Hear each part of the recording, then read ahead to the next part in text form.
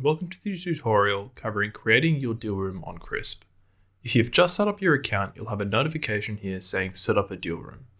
Otherwise, you can click Deal Rooms, My Rooms, and then click New Room on the right hand side.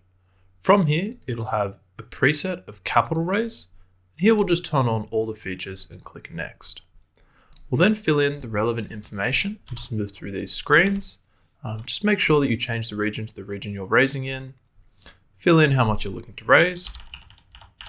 So we're looking to raise 1.5 million and we have 200,000 already committed. You are able to select oversubscription. You're able to put in a minimum investment amount.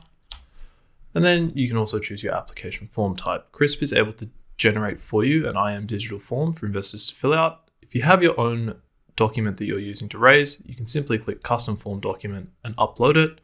For simplicity, I'm going to leave it as an IM digital form.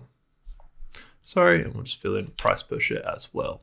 You can also include bank details if you'd like to display them during the application process.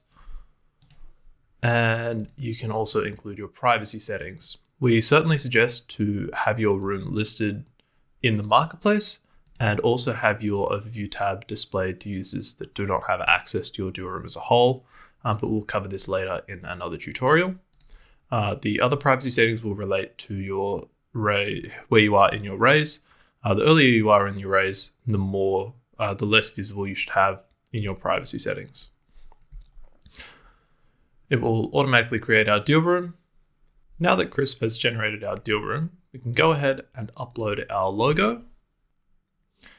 Once our logo is uploaded, we can then start adding information into the overview section. Here, I'm just going to paste in some information. So first we hit edit, add in new information, hit save, and now it's ready.